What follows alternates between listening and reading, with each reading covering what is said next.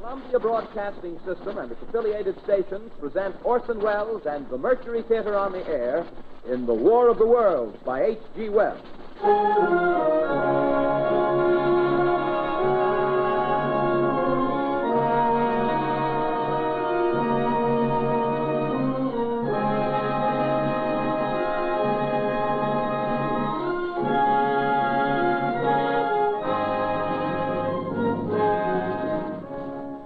Ladies and gentlemen, the director of the Mercury Theater and star of these broadcasts, Orson Welles. We know now that in the early years of the 20th century, this world was being watched closely by intelligences greater than man's, and yet as mortal as his own. We know now that as human beings busied themselves about their various concerns, they were scrutinized and studied, perhaps almost as narrowly as a man with a microscope might scrutinize the transient creatures that swarm and multiply in a drop of water. With infinite complacence, people went to and fro over the earth about their little affairs, serene in the assurance of their dominion over this small, spinning fragment of solar driftwood, which by chance or design, man has inherited out of the dark mystery of time and space. Yet across an immense ethereal gulf, minds that are to our minds as ours are to the beasts in the jungle, intellects, vast, cool, and unsympathetic, regarded this earth with envious eyes and slowly and surely drew their plans against us. In the 39th year of the 20th century came the Great Disillusionment. Near the end of October, business was better. The war scare was over. More men were back at work. Sales were picking up. On this particular evening, October 30th, the Crosley service estimated that 32 million people were listening in on radios. In the next 24 hours, not much change in temperature. A slight atmospheric disturbance of undetermined origin is reported over Nova Scotia, causing a low-pressure area to move down rather rapidly over the northeastern states, bringing a forecast of rain accompanied by winds of light gale force. Maximum temperature 66, minimum 48. This weather report comes to you from the Government Weather Bureau. We take you now to the Meridian Room in the Hotel Park Plaza in downtown New York, where you will be entertained by the music of Raymond Raquello and his orchestra.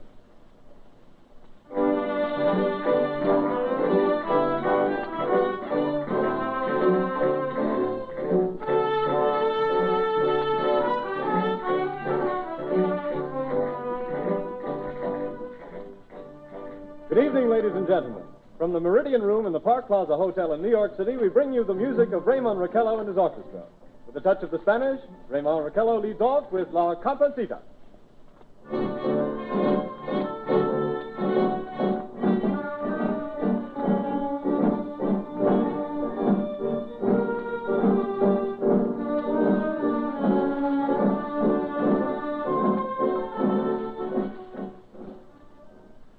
Ladies and gentlemen, we interrupt our program of dance music to bring you a special bulletin from the Intercontinental Radio News.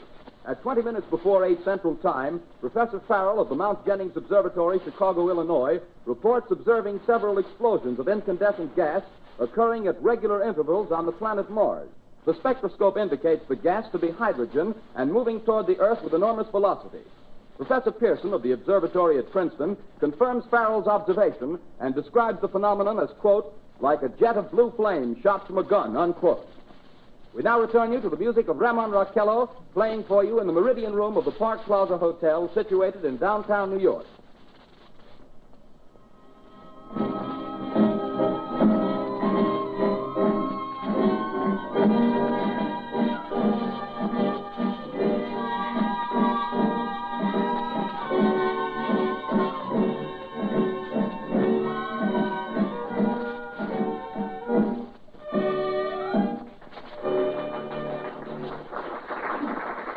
And now a tune that never loses favor, the ever-popular Stardust, Raymond Raquello and his orchestra.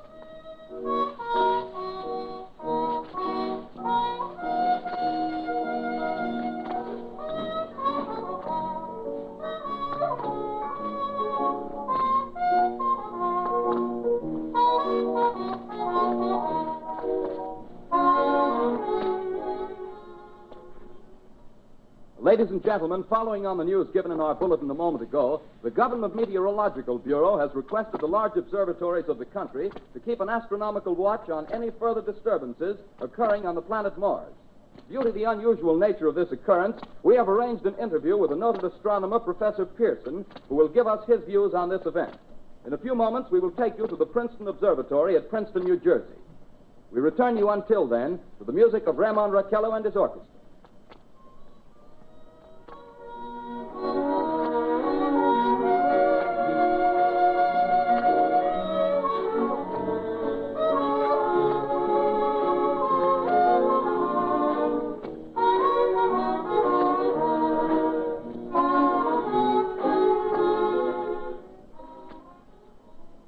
We are ready now to take you to the Princeton Observatory at Princeton, where Carl Phillips, our commentator, will interview Professor Richard Pearson, famous astronomer.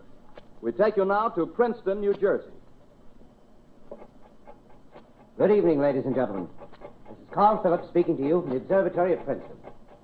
I'm standing in a large semicircular room, pitch black except for an oblong slit in the ceiling. Through this opening, I can see a sprinkling of stars that cast a kind of frosty glow over the intricate mechanism of the huge telescope. The ticking sound you hear is the vibration of the clockwork. Professor Pearson stands directly above me on a small platform, peering through the giant lens. I'll ask you to be patient, ladies and gentlemen, during any delay that may arise during our interview. Besides the ceaseless watch of the heavens, Professor Pearson may be interrupted by telephone or other communication. During this period, he is in constant touch with the astronomical centers of the world. Professor, may I begin our questions? Any time, Mr. Phillips. Professor, would you please tell our radio audience exactly what you see as you observe the planet Mars through your telescope? Nothing unusual at the moment, Mr. Phillips. A red disk swimming in the blue sea. Transverse stripes across the disk. Quite distinct now because Mars happens to be at the point nearest the Earth, in opposition, as we call it. In your opinion, what do these transverse stripes signify, Professor Pearson? Not canals, I can assure you, Mr. Phillips. See. Although that's the popular conjecture of those who imagine Mars to be inhabited. From a scientific viewpoint, the stripes are merely the result of atmospheric conditions peculiar to the planet. Then you're quite convinced, as a scientist, that living intelligence as we know it does not exist on Mars? I should say the chances against it are 1,000 to 1. And yet, how do you account for these gas eruptions occurring on the surface of the planet at regular intervals? Phillips, I cannot account for it. By the way, Professor, for the benefit of our listeners, how far is Mars from the Earth? Approximately 40 million miles. Well, that seems a safe enough distance. Just a moment, ladies and gentlemen. Someone has just handed Professor Pearson a message. While he reads it, let me remind you that we are speaking to you from the observatory in Princeton, New Jersey, where we are interviewing the world-famous astronomer, Professor Pearson. One moment, please.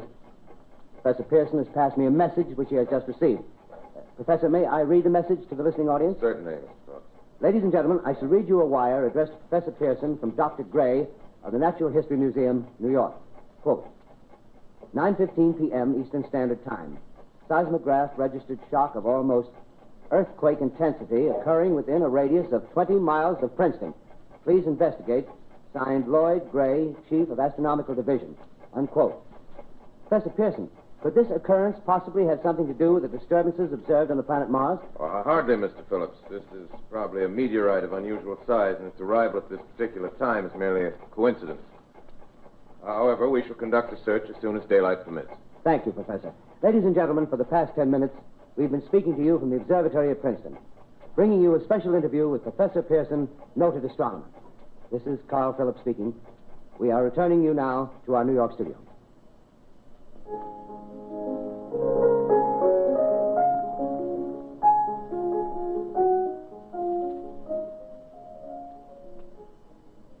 Ladies and gentlemen, here is the latest bulletin from the Intercontinental Radio News. Toronto, Canada. Professor Morse of Macmillan University reports observing a total of 3 explosions on the planet Mars between the hours of 7:45 p.m. and 9:20 p.m. Eastern Standard Time. This confirms earlier reports received from American observatories. Now, nearer home, comes a special bulletin from Trenton, New Jersey. It is reported that at 8:50 p.m., a huge flaming object, believed to be a meteorite, fell on a farm in the neighborhood of Grover's Mill, New Jersey, 22 miles from Trenton. The flash in the sky was visible within a radius of several hundred miles, and the noise of the impact was heard as far north as Elizabeth. we have dispatched a special mobile unit to the scene, and we'll have our commentator, Carl Phillips, give you a word picture of the scene as soon as he can reach there from Princeton. In the meantime, we take you to the Hotel Martinet in Brooklyn, where Bobby Millett and his orchestra are offering a program of dance music.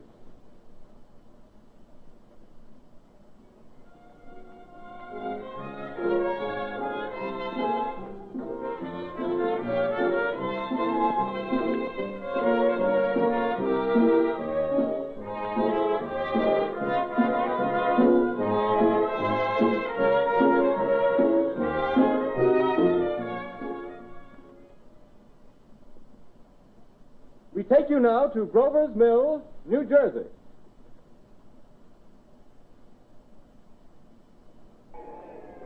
Ladies and gentlemen, this is Carl Phillips again, out at the Wilmot Farm, Grover's Mill, New Jersey. Professor Pearson and myself made the 11 miles from Princeton in 10 minutes. Well, I hardly know where to begin to paint for you a word picture of a strange scene before my eyes, like something out of a modern Arabian Nights. Well, I just got here. I haven't had a chance to look around yet. I guess that's it. Yes, I guess that's the thing directly in front of me, half buried in a vast pit. Must have struck with terrific force. The ground is covered with splinters of a tree. It must have struck on its way down. But I can see the object itself doesn't look very much like a meteor, at least not the meteors I've seen. It looks more like a huge cylinder. Has a diameter of, what would you say, Professor Pearson? What's that? What would you say, what's the diameter of this? About 30 yards. About 30 yards. The metal on the sheath is, well, I've never seen anything like it. The color is sort of yellowish white. It's curious. Spectators now are pressing close to the object in spite of the efforts of the police to keep them back, getting in front of my line of vision. Would you mind standing one side, please, while the police are pushing the crowd back? Here's Mr. Wilmot, owner of the farm here. He may have some interesting facts to add. Mr. Wilmot, would you please tell the radio audience as much as you remember of this rather unusual visitor that dropped in your backyard? Step closer, please. Ladies and gentlemen, this is Mr. Wilmot. Well, I was listening to the radio. Closer and louder, please. Pardon me? Louder, please, closer. Yes. I was listening to the radio and kind of drowsing. That professor fellow was talking about Mars, so I was half dozing and half... Yes, Mr. Wilmot, and then what happened? Well, as I was saying, I was listening to the radio, kind of halfway. Yes, Mr. Wilmot, and then you saw something. Well, not first off. I heard something. And what did you hear? A hissing sound like this. Kind of like a 4th of July rocket. Yes, then what? I turned my head out the window and would have sworn I was asleep and dreaming. Yes? I seen a kind of greenish streak and then zingo. Something smacked the ground, knocked me clear out of my chair. Well, were you frightened, Mr. Wilmot? Well, I ain't quite sure. I reckon I was kind of riled. Well, thank you, Mr. Wilmot. Thank you very much. Yeah, you want me to tell No, that's quite all right. That's plenty. Ladies and gentlemen, you've just heard Mr. Wilmot, owner of the farm where this thing has fallen. I wish I could convey the atmosphere, the background of this fantastic scene. Hundreds of cars are parked in a field in back of us, and the police are trying to rope off the roadway leading into the farm, but it's no use. They're breaking right through. Cars' headlights throw an enormous spotlight on the pit where the object's half buried. Now, some of the more daring souls now are venturing near the edge. Their silhouettes stand out against the metal sheen. One man wants to touch the thing. He's having an argument with the policeman. Now, the policeman wins. Now, ladies and gentlemen, there's something I haven't mentioned in all this excitement, but it's becoming more distinct. Perhaps you've caught it already on your radio. Listen, please. Do you hear it? It's a curious humming sound that seems to come from inside the object. I'll move the microphone nearer. Here. Now, we're not more than 25 feet away. Can you hear it now? Professor Pearson. Yes, can you tell us the meaning of that scraping noise inside the thing? Possibly the unequal cooling of its surface. I say, do you still think it's a meteor, Professor? I don't know what to think. The metal casing is definitely extraterrestrial. Not found on this Earth. Friction with the Earth's atmosphere usually tears holes in a meteorite. This thing is smooth, and you can see its cylindrical Just a minute. shape. Something's happening. Ladies and gentlemen, this is terrific. This end of the thing is beginning to flake off. The top is beginning to rotate like a screw, and the thing must be hollow. He's moving. Keep back there. Keep back there. Keep those men back. Keep back there. Keep those idiots back. Ladies, The top's loose! Look out there! Stand back! Ladies and gentlemen, this is the most terrifying thing I've ever witnessed. Wait a minute. Someone's crawling out or something. I can see peering out of that black hole two luminous discs.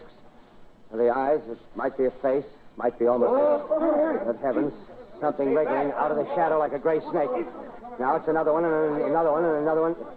They look like tentacles to me. Oh, yeah, I can see the thing's body now. It's large as a bear. It glistens like wet leather, but that face, ladies and gentlemen, it's indescribable. I can hardly force myself to keep looking at it. It's so awful. The eyes are black, and they gleam like a serpent. The mouth is kind of V-shaped with saliva dripping from its rimless lips. It seems to quiver and pulsate, and the monster, or whatever it is, can hardly move. It seems weighed down by possibly gravity or something. The thing's rising up now, and the crowd falls back. They've seen plenty. The most extraordinary experience, ladies and gentlemen. I can't find words. Well, I'll pull this microphone with me as I talk. I'll have to stop the description until I can take a new position. Hold on, will you, please? I'll be right back in a minute.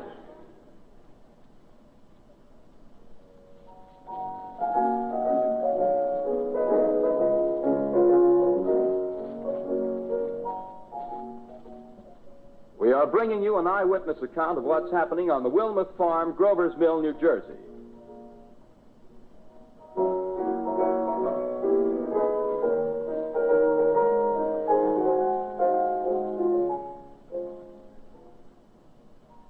We now return you to Carl Phillips at Grover's Mill. Ladies and gentlemen, am I on?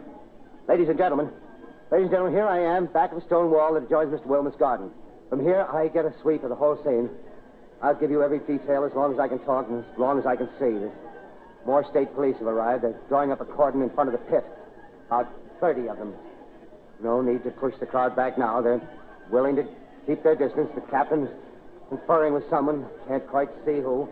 Oh, yes, I believe it's Professor Pearson.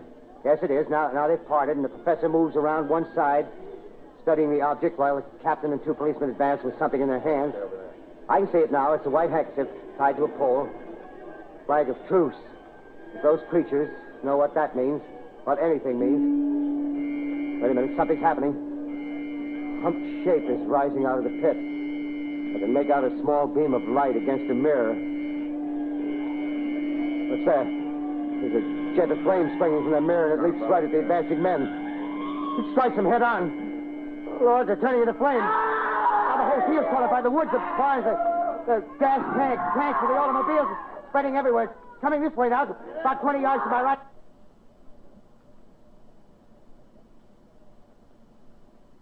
Ladies and gentlemen, due to circumstances beyond our control, we are unable to continue the broadcast from Grover's Mill. Evidently, there's some difficulty with our field transmission.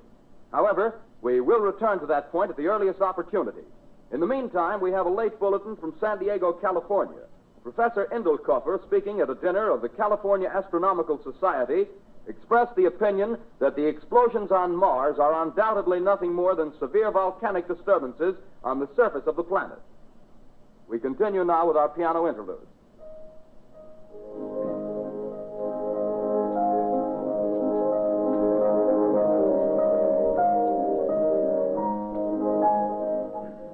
Ladies and gentlemen, I've just been handed a message that came in from Grover's Mill by telephone.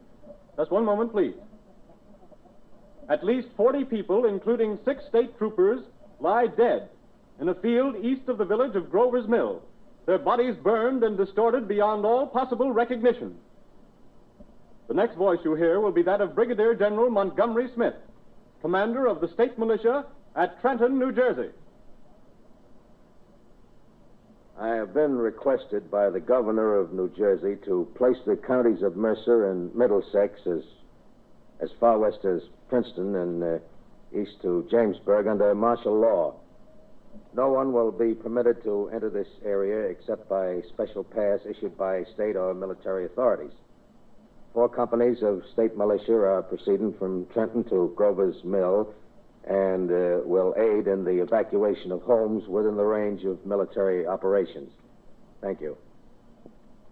You have just been listening to General Montgomery Smith, commanding the state militia at Trenton. In the meantime, further details of the catastrophe at Grover's Mill are coming in. The strange creatures, after unleashing their deadly assault, crawled back in their pit and made no attempt to prevent the efforts of the firemen to recover the bodies and extinguish the fire. The combined fire departments of Mercer County are fighting the flames which menace the entire countryside. We have been unable to establish any contact with our mobile unit at Grover's Mill, but we hope to be able to return you there at the earliest possible moment. In the meantime, we take you to... Just one moment, please. Ladies and gentlemen, I have just been informed that we have finally established communication with an eyewitness of the tragedy. Professor Pearson has been located at a farmhouse near Grover's Mill, where he has established an emergency observation post. As a scientist, he will give you his explanation of the calamity. The next voice you hear will be that of Professor Pearson, brought to you by direct wire. Professor Pearson. Of the creatures in the rocket cylinder at Grover's Mill, I can give you no authoritative information, either to their nature, their origin, or their purposes here on Earth. Of their destructive instrument, I might venture some conjectural explanation. For want of a better term, I shall refer to the mysterious weapon as a heat ray. It's all too evident that these creatures have scientific knowledge far in advance of our own. It's my guess that in some way they are able to generate an intense heat in a chamber of practically absolute non-conductivity. This intense heat they project in a parallel beam against any object they choose by means of a polished parabolic mirror of unknown composition, much as the mirror of a lighthouse projects a beam of light. That is my conjecture of the origin of the heat ray. Thank you, Professor Pearson. Ladies and gentlemen, here is a bulletin from Trenton. It is a brief statement informing us that the charred body of Carl Phillips has been identified in the Trenton Hospital. Now, here's another bulletin from Washington, D.C. The Office of the Director of the National Red Cross reports 10 units of Red Cross emergency workers have been assigned to the headquarters of the state militia, stationed outside of Grover's Mill, New Jersey. Here's a bulletin from State Police, Princeton Junction. The fires at Grover's Mill and vicinity are now under control. Scouts report all quiet in the pit, and there is no sign of life appearing from the mouth of the cylinder. Now, ladies and gentlemen, we have a special statement from Mr. Harry McDonald, Vice President in charge of operations. We have received a request from the state militia of Trenton to place at their disposal our entire broadcasting facilities. In view of the gravity of the situation, and believing that radio has a responsibility to serve in the public interest at all times, we are turning over our facilities to the state militia at Trenton. We take you now to the field headquarters of the state militia near Grover's Mill, New Jersey. This is Captain Lansing of the Signal Corps, attached to the state militia, now engaged in military operations in the vicinity of Grover's Mill. Situation arising from the reported presence of certain individuals of unidentified nature is now under complete control. The cylindrical object, which lies in a pit directly below our position, surrounded on all sides by 8 battalions of infantry, without heavy field pieces, but adequately armed with rifles and machine guns. All cause for alarm, if such cause ever existed, is now entirely unjustified. Things, whatever they are, do not even venture to poke their heads above the pit. I can see their hiding place plainly in the glare of the searchlights here. With all their reported resources, these creatures can scarcely stand up against heavy machine gun fire. Anyway, it's an interesting outing for the troops. I can make out their khaki uniforms crossing back and forth in front of the lights. Looks almost like a real war. There appears to be some slight smoke in the woods bordering the Millstone River, probably fire started by campers. Well, we ought to see some action soon. One of the companies is deploying on the left flank. A quick thrust and it'll all be over. Now, wait a minute. I see something on top of the cylinder. No, it's nothing but a shadow. Now the troops are on the edge of the Wilmot Farm. 7,000 armed men closing in on an old metal tube. A tub, rather. Well, wait, that wasn't a shadow. It's something moving. Solid metal, kind of a shield-like affair rising up out of the cylinder. It's going higher and higher. What? It's standing on legs, actually rearing up on a sort of metal framework. Now it's reaching above the trees and the searchlights are on it. Hold on.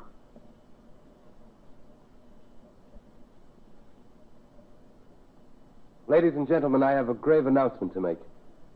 Incredible as it may seem, both the observations of science and the evidence of our eyes lead to the inescapable assumption that those strange beings who landed in the Jersey farmlands tonight are the vanguard of an invading army from the planet Mars. The battle which took place tonight at Grover Mills has ended in one of the most startling defeats ever suffered by an army in modern times. 7,000 men armed with rifles and machine guns pitted against a single fighting machine of the invaders from Mars. 120 known survivors. The rest strewn over the battle area from Grover's Mill to Plainsboro, crushed and trampled to death under the metal feet of the monster, or burned to cinders by its heat ray. The monster is now in control of the middle section of New Jersey and has effectively cut the state through its center. Communication lines are down from Pennsylvania to the Atlantic Ocean. Railroad tracks are torn and service from New York to Philadelphia discontinued, except routing some of the trains through Allerton and Phoenixville. Highways to the north, south, and west are clogged with frantic human traffic. Police and army reserves are unable to control the mad flight. By morning, the fugitives will have swelled Philadelphia, Camden, and Trenton. It is estimated to twice their normal population. Martial law prevails throughout New Jersey and eastern Pennsylvania. At this time, we take you to Washington for a special broadcast on the national emergency. The Secretary of the Interior. Citizens of the nation, I shall not try to conceal the gravity of the situation that confronts the country, nor the concern of your government in protecting the lives and property of its people. However, I wish to impress upon you, private citizens and public officials, all of you, the urgent need of calm and resourceful action. Fortunately, this formidable enemy is still confined to a comparatively small area, and we may place our faith in the military forces to keep them there. In the meantime, placing our faith in God, we must continue the performance of our duties, each and every one of us, so that we may confront this destructive adversary with a nation united, courageous, and consecrated to the preservation of human supremacy on this earth. I thank you. You have just heard the Secretary of the Interior speaking from Washington. Bulletins too numerous to read are piling up in the studio here. We're informed that the central portion of New Jersey is blacked out from radio communication due to the effect of the heat ray upon power lines and electrical equipment. Here's a special bulletin, New York. Cables have been received from English, French, and German scientific bodies offering assistance. Astronomers report continued gas outbursts at regular intervals on the planet Mars. The majority voiced the opinion that the enemy will be reinforced by additional rocket machines. There have been several attempts made to locate Professor Pearson of Princeton, who has observed Martians at close range. It is feared he was lost in the recent battle. Langham Field, Virginia. Scouting planes report 3 Martian machines visible above treetops, moving north toward Somerville with population fleeing ahead of them. The heat ray is not in use, although advancing at express train speed, invaders pick their way carefully. They seem to be making a conscious effort to avoid destruction of cities and countryside. However, they stop to uproot power lines, bridges, and railroad tracks. Their apparent objective is to crush resistance, paralyze communication, and disorganize human society. Here is a bulletin from Basking Ridge, New Jersey. Coon hunters have stumbled on a second cylinder similar to the first, embedded in the great swamp 20 miles south of Morristown. Army field pieces are proceeding from Newark to blow up the second invading unit before the cylinder can be opened and the fighting machine rigged. They are taking up a position in the foothills of Watchung Mountains.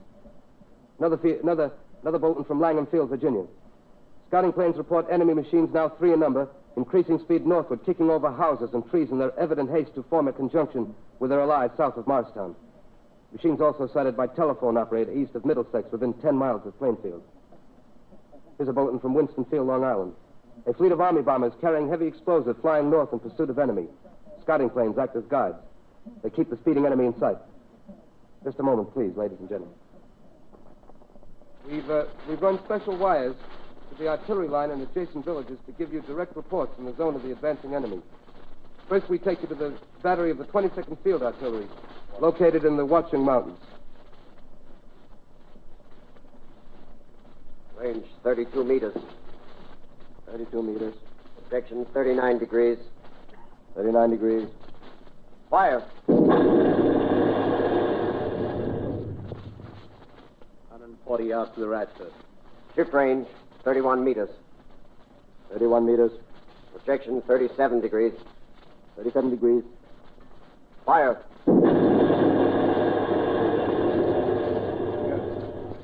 Hit, sir. snap out of one of them. They're stopped. The others are trying to repair it. Quick, get the range. Shift 30 meters. 30 meters. Projection 27 degrees. 27 degrees. Fire.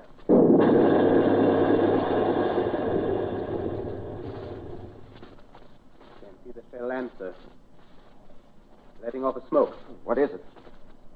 Black smoke, sir. Moving this way. Lying close to the ground. Moving fast. Put on gas masks. Get ready to fire. Shift to 24 meters. 24 meters. Projection 24 degrees. 24 degrees. Fire.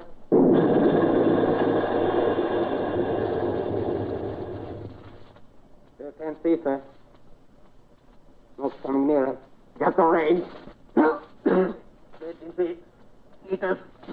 23 meters. 23 meters. 22 degrees.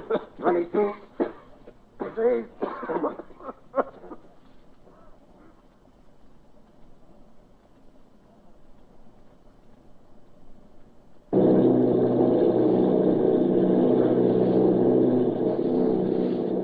Army bombing plane V-843 off Bayonne, New Jersey. Lieutenant Vogt, commanding 8 bombers, reporting to Commander Fairfax, Langham Field.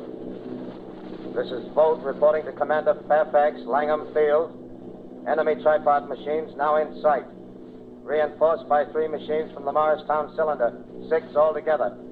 1 machine partially crippled.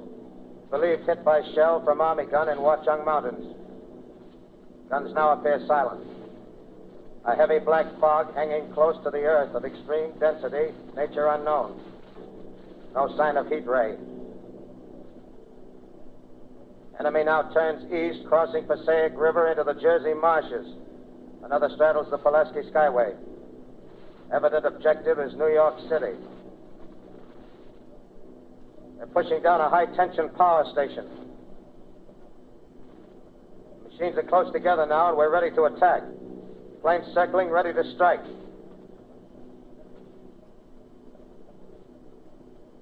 1,000 yards, and we'll be over the first.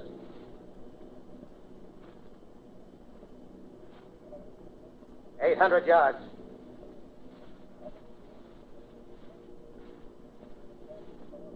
$600.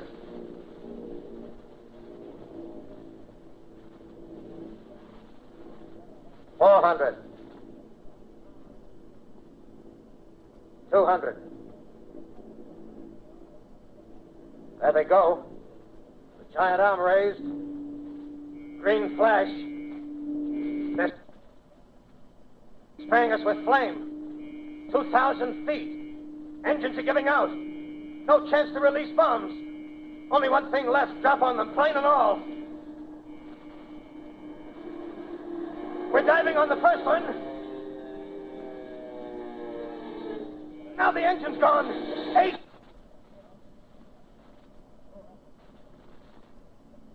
This is Bayonne, New Jersey, calling Langham Field. This is Bayonne, New Jersey, calling Langham Field. Come in, please. This is Langham Field. Go ahead. 8 Army bombers in engagement with enemy tripod machines over Jersey Flats. Engines incapacitated by heat ray. All crashed. 1 enemy machine destroyed. Enemy now discharging heavy black smoke in direction of... This is Newark, New Jersey. This is Newark, New Jersey. Warning. Poisonous black smoke pouring in from Jersey marshes. Reaches South Street. Gas masks useless. Urge population to move into open spaces. Automobiles use routes 7, 23, 24. Avoid congested areas. Smoke now spreading over Raymond Boulevard.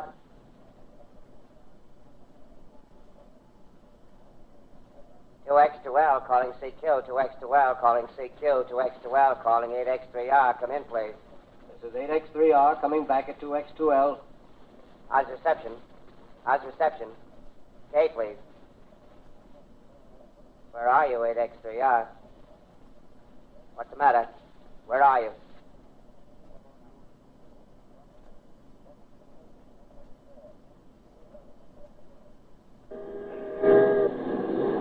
I'm speaking from the roof of Broadcasting Building.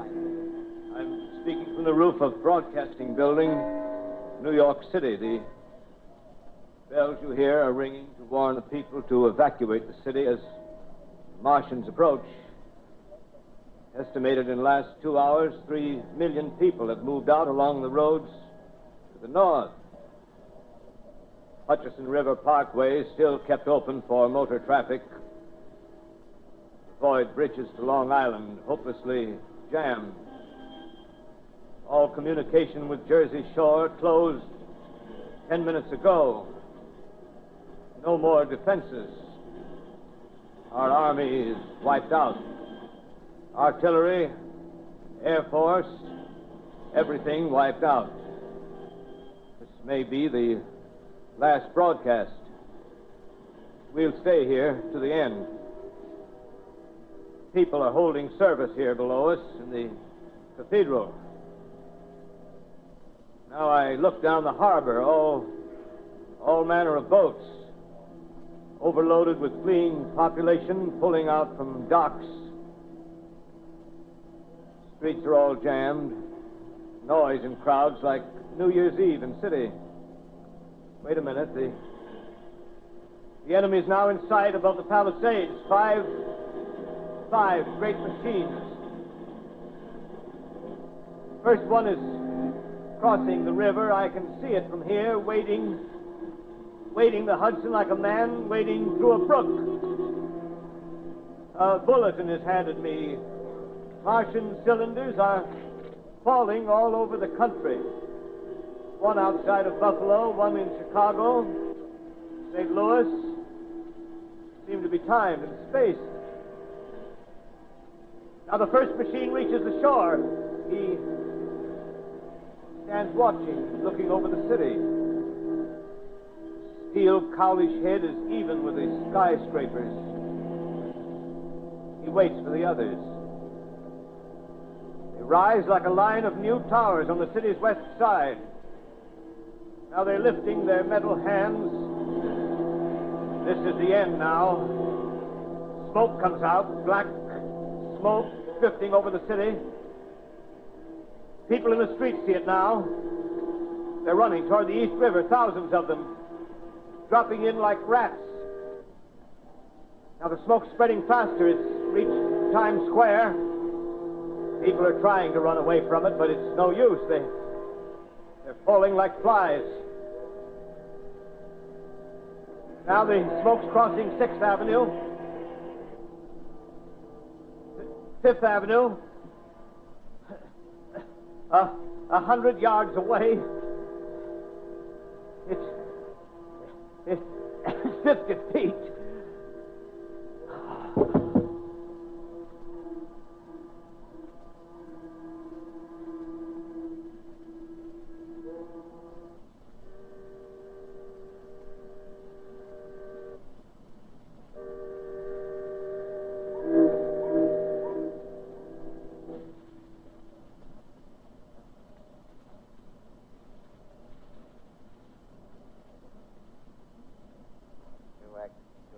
Calling CQ.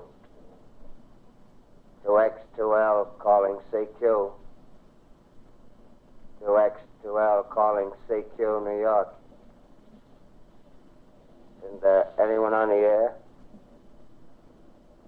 Isn't there anyone on the air? Isn't there anyone? 2X2L.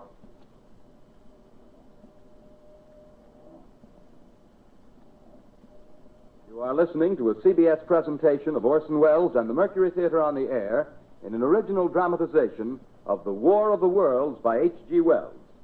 The performance will continue after a brief intermission. This is the Columbia Broadcasting System. The War of the Worlds by H.G. Wells, starring Orson Welles and the Mercury Theater on the Air.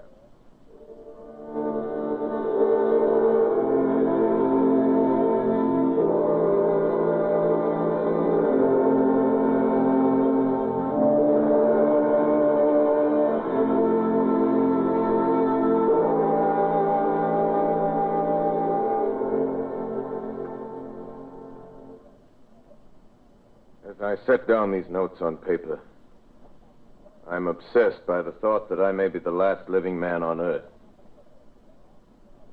I've been hiding in this empty house near Grover's Mill, a small island of daylight cut off by the black smoke from the rest of the world. All that happened before the arrival of these monstrous creatures in the world now seems part of another life. A life that has no continuity with the present.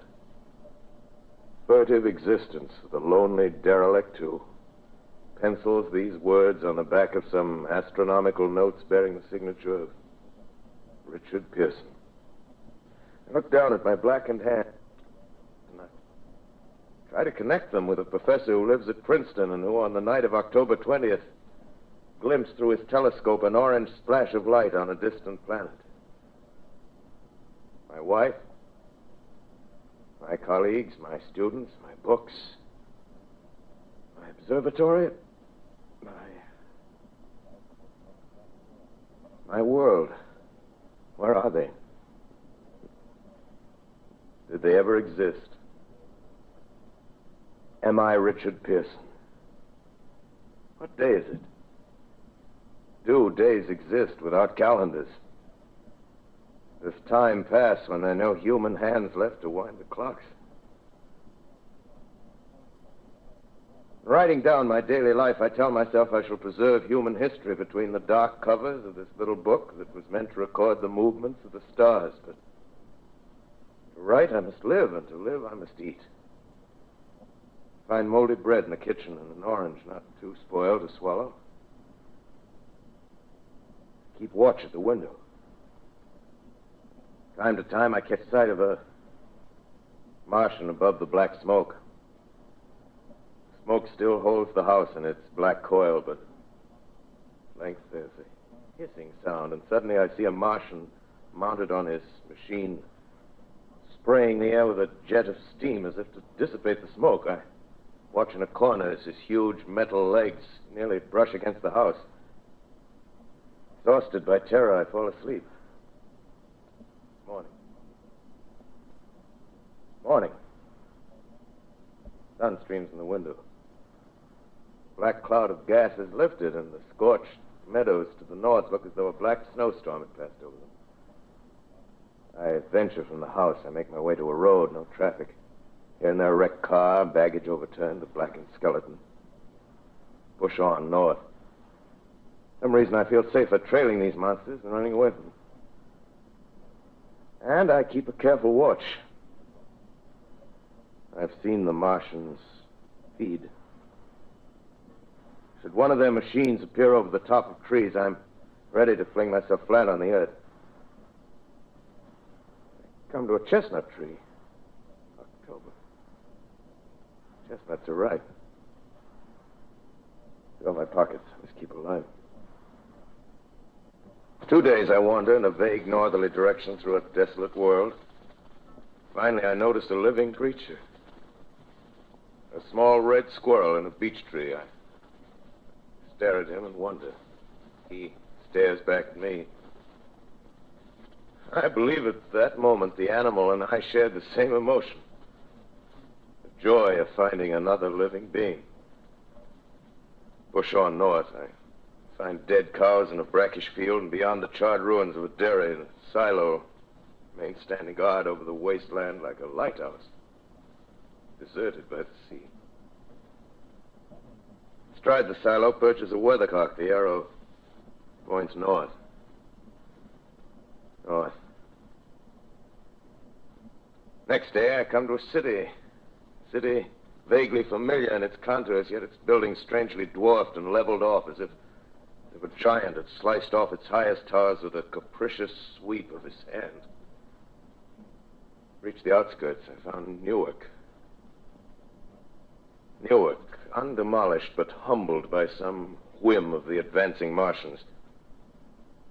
Presently, with an odd feeling of being watched, I caught sight of something crouching in a doorway. I made a step towards it. It rose up and became a man.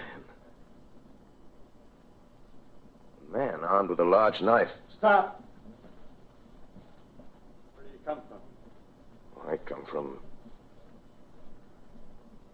Many places. A long time ago from Princeton. Princeton, huh? That's near Grover's Mill. Yes. Grover's Mill.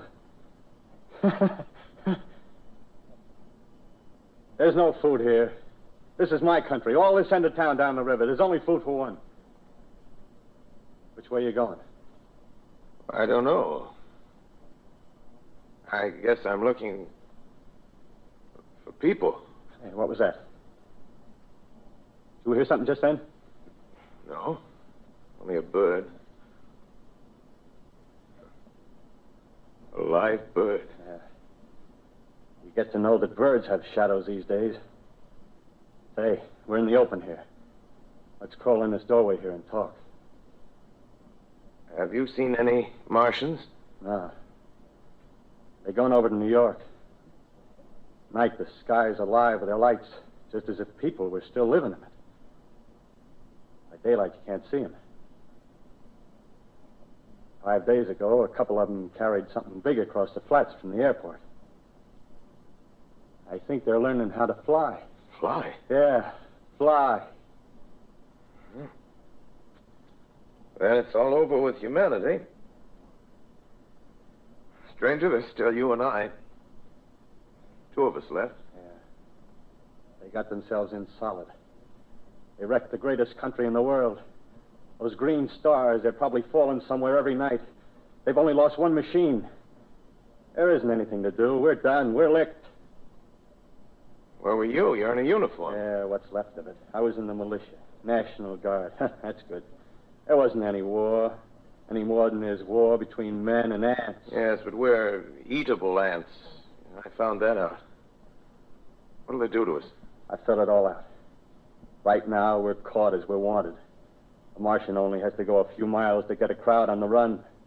But they won't keep on doing that. They'll begin catching us systematic, like keeping the best and storing us in cages and things. They haven't begun on us yet. Not begun? Not begun.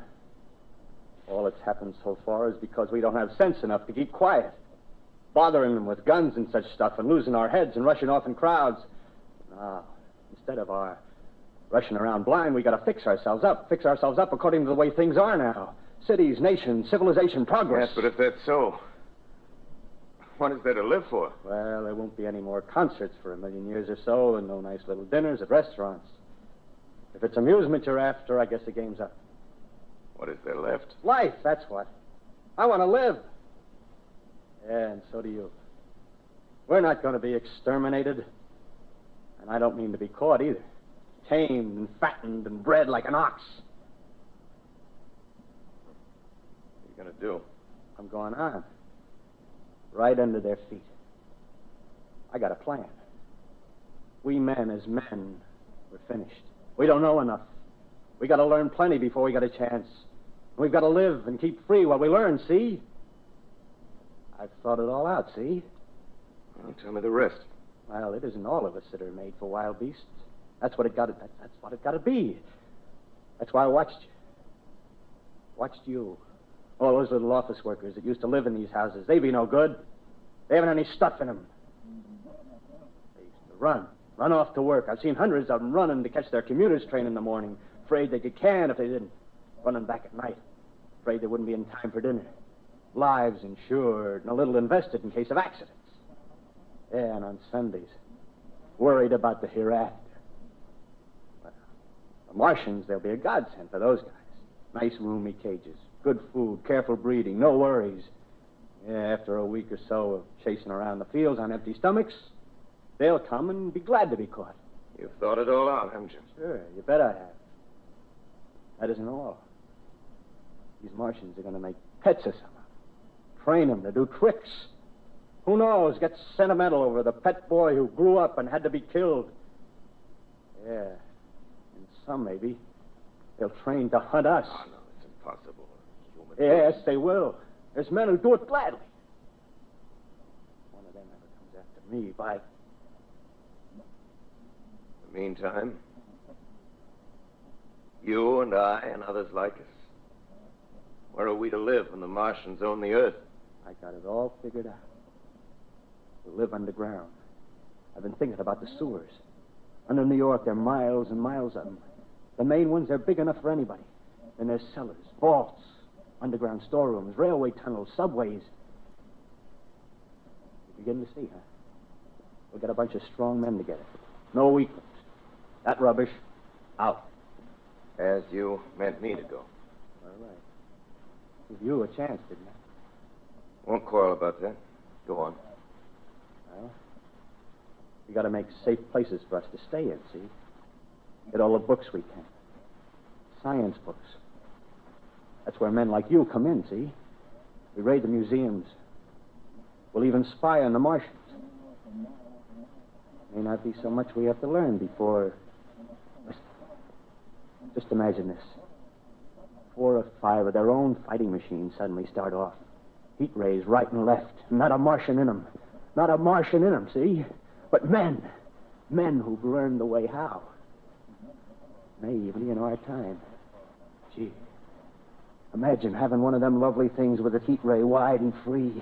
We'd turn it on Martians. We'd turn it on men. We'd bring everybody down on their knees. That's your plan. Yeah. You. Me. Few more of us. We'd own the world. I see. Hey. Hey, what's the matter? Where are you going? Not to your world. Bye, stranger. Well, after parting with the artilleryman, I came at last to the Holland Tunnel, entered that silent tube, anxious to know the fate of the great city on the other side of the Hudson. Cautiously, I came out of the tunnel and made my way up Canal Street.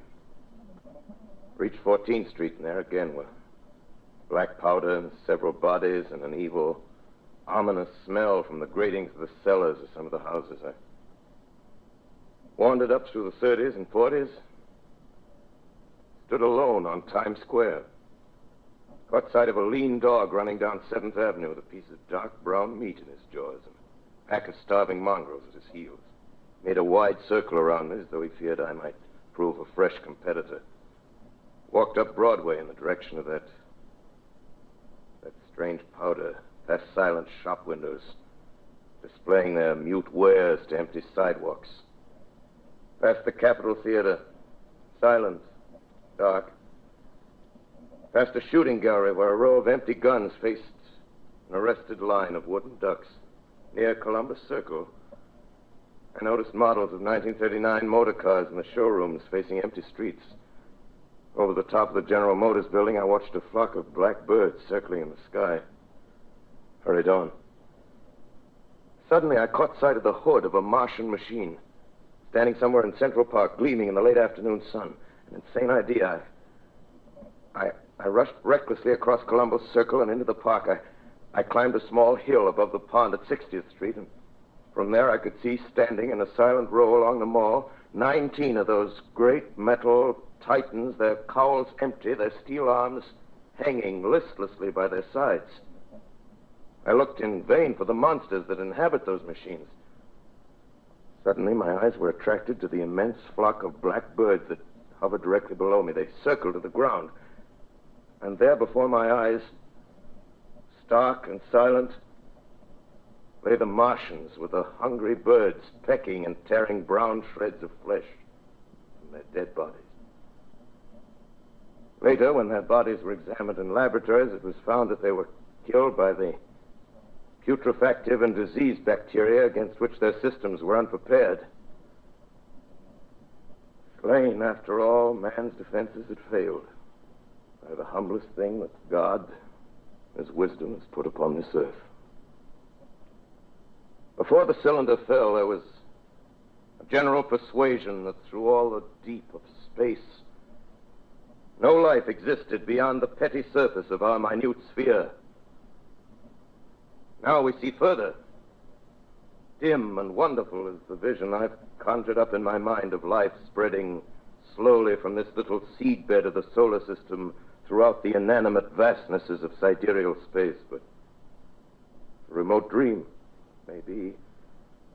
Maybe that the destruction of the Martians is only a reprieve to them and not to us. The future ordained, perhaps. Strange it now seems to sit in my peaceful study at Princeton, writing down this last chapter of the record, begun at a deserted farm in Grover's Mill. Strange to watch children playing in the streets. Strange to see young people strolling on the green where the new spring grass heals the last black scars of a bruised earth. Strange to watch the sightseers enter the museum where the disassembled parts of a Martian machine are kept on public view. Strange when I recall the time when I first saw it. Bright and clean-cut, hard and silent under the dawn of that last great day.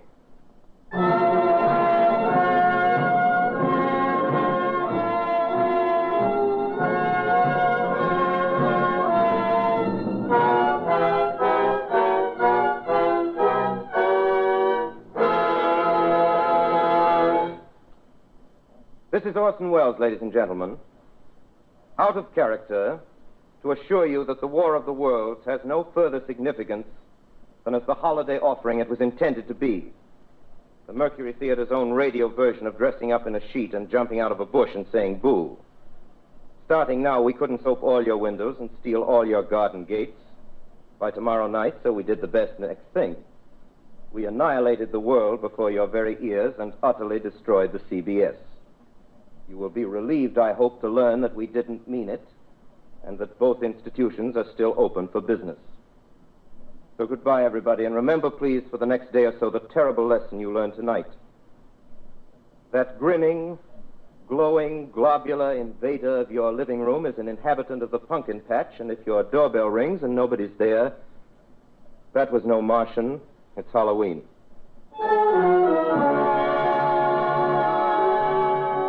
Tonight, the Columbia Broadcasting System and its affiliated stations coast to coast has brought you The War of the World by H.G. Wells, the 17th in its weekly series of dramatic broadcasts featuring Orson Welles and the Mercury Theater on the air. Next week, we present a dramatization of 3 famous short stories. This is the Columbia Broadcasting System.